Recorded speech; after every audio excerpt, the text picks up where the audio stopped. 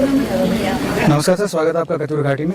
मकर संक्रांति के पूर्व संध्या पर आप यहाँ पहुँचे हैं, तो क्या मकसद है आज का और क्या उद्देश्य है इस पूरे आयोजन का? आज मैं सभी लोगों को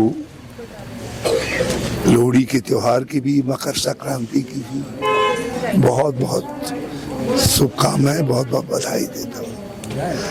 और आज तो बागेश्वर के विषय में पूछना ही नहीं कि क्यों आ रहे हो।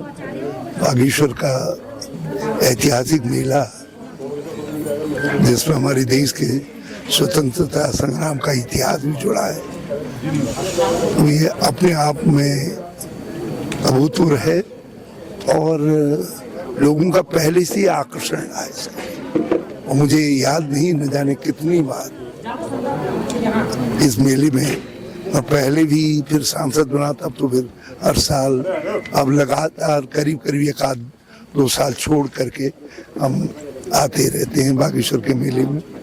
क्योंकि कुली उतार, जो कुली बेगार उतार का आंदोलन था, वो भी सरयू के बगड़ पर हुआ।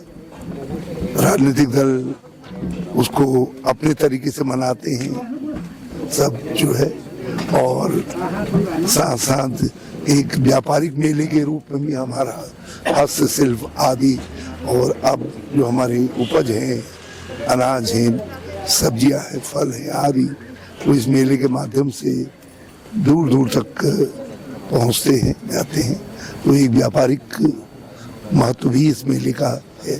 सांस्कृतिक महत्व इसका अद्भुत है। हमारे जोड़े, चांसी आदि, पहले तो भगनौले इतने लंबे चौड़े जोड़, पाठे इत्यादि जो है, अब तो धीरे धीरे विलुप्त होती हुई कला है। लोग बिड़ाई लेकर के आते थे और चीज़ें लेके आते थे। धीरे धीरे सब चीज़ें जब पीछे हो रही हैं, तो उसमें ये मेले कम से कम ऐसा अवसर प्रदान करते हैं कि हम अपनी संस्कृति की वो झलक को फिर से रिक्रिएट करते हैं, तो फिर से पैदा करने का काम करते हैं। एक और सवाल था, तो ये मकर संक्रांति के दिन सरयू गोमती के संगम पर स्नान अपने आप में इसका बहुत पौराणिक महत्व है। मकर संक्रांति आंदोलनों के लिए भी प्रसिद्ध रही है। कुली बेगार आंदोलन का आपने जिक्र किया, और अभी कांग्रेस की अगुवाई में जो आंदोलन अंकिता को न्याय दिलाने के लिए चल रहा है पूरे प्रदेश भर में, उस बारे में कुछ प्रकाश डालेंगे? और आज गरुड़ में जो मशाल जुलूस निकल रहा है, इसका क्या प्रभाव आपको दिखता है? ये भी एक हमारी सांस्कृतिक, आध्यात्मिक और जो संस्कारगत महत्व है इस क्षेत्र का, उत्तराखंड का, उसको बचाए रखने का आंदोलन है। जो अंकिता भंडारी का प्रकरण है, उस बेटी ने हमारे स्वाभिमान, गरिमा, सत्व की रक्षा के लिए अपने प्राण दे दिए। यदि वो अपने मकान रिजॉर्ट मालिक की बात मानती और वीआईपी को विशेष सेवा देने के लिए तैयार हो जाती, तो आज जिंदा होती। लेकिन उसने अपने प्राण दिए, बलिदान दिया। तो मैं तो बल्कि ये कहता हूँ कभी कभी कि वो आधुनिक युग की जिया और हमारी तिलु रौतेली के साथ उस श्रेणी में कहीं न कहीं उसका नाम आता है, उसके बलिदान का जो है।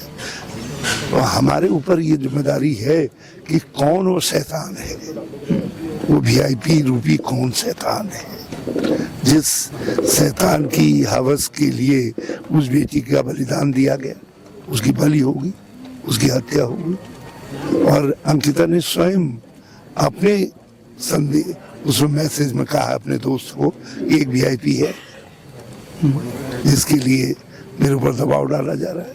तो ये साक्ष्य बिल्कुल पुष्ट है, मगर वीआईपी के ऊपर न तो एफआईआर हो रही है और न जो है जो साक्ष्य नष्ट हुए, जहाँ एक तो साक्ष्य लिए नहीं गए, पोस्टमार्टम में लेडी होनी चाहिए थी, लेडी नहीं थी डॉक्टर, उसके मोबाइल इत्यादि और जो हत्यारे हैं उनके मोबाइल उसमें कुछ मिलता, वो उसको ट्रेस नहीं कर पाई पुलिस। रिजॉर्ट में सीसीटीवी कैमरे तोड़ दिए गए, आग लगाई गई, बुलडोजर फिराया गया। तो साक्ष्य नष्ट करना भी अपने आप में अपराध था। तो कौन सा ऐसा वीआईपी था महत्वपूर्ण जिसके लिए साक्ष्य नष्ट किए गए और सारे प्रमाणों के बावजूद भी सरकार ने उसके ऊपर एफआईआर दर्ज नहीं की। तो ये आज लोगों के मन में कुल आ रहा है, इसलिए सारा उत्तराखंड सड़कों पर निकला। सरकार दबाव में आई, सीबीआई जांच की मांग तो मान ली, लेकिन जो उत्तराखंड कह रहा नहीं सुप्रीम कोर्ट या हाई कोर्ट के जज की देखरेख में जांच होनी चाहिए, वो भी नहीं मानी गई। तो इसलिए ये मसाल जुलूस निकल रहा है। धन्यवाद सर। तो आपने सुना हरीश रावत जी को, पूर्व मुख्यमंत्री आए हैं यहाँ पर मकर संक्रांति की पूर्व संध्या पर। उन्होंने अंकिता प्रकरण पर पूरे अपने जो उद्देश्य हैं वो भी बताए हैं, और अब क्या उनका आगे का स्टेप होगा वो सुप्रीम कोर्ट की अगुवाई में सीबीआई जांच की मांग कर रहे हैं। तो गरुड़ से मैं विपिन जोशी, स्वतंत्र के लिए।